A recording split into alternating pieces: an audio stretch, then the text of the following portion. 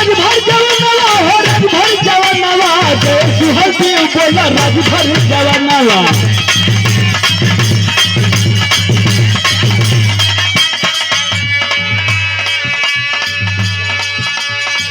आदेश व बरात में जे भी भैया भोजन ना किनारे अरे नैया फसल रहे बीच मझधारे कैसे लगौले किनारे राजभर।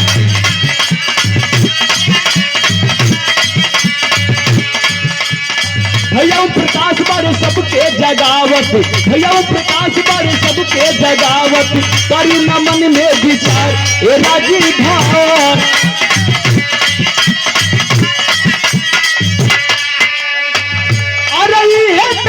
भैया हमनी के सानावा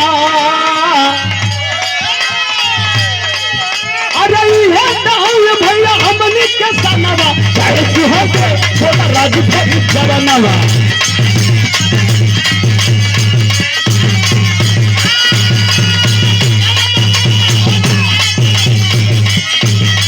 जय सुहलदेव बोला राजभर जवानवा।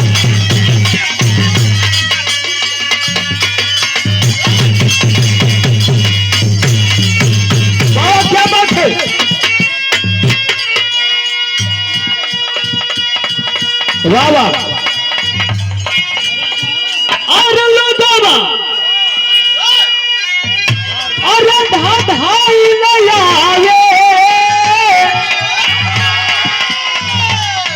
भाई हो बरतिए है भैया पता न कितना बोलेरो लगल हो स्कॉर्पियो लगल हो दुल्हा के बड़ा महंगा गाड़ी है। आवे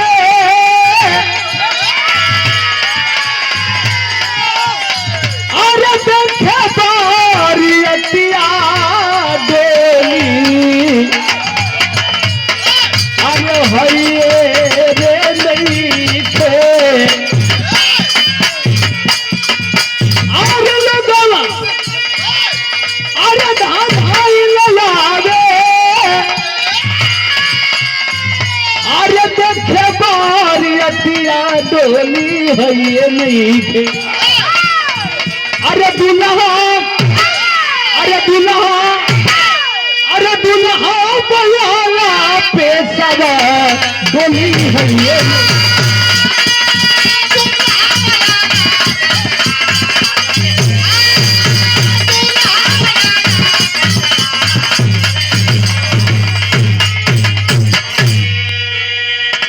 बारे भैया बड़ा मेहनत किया तो आराम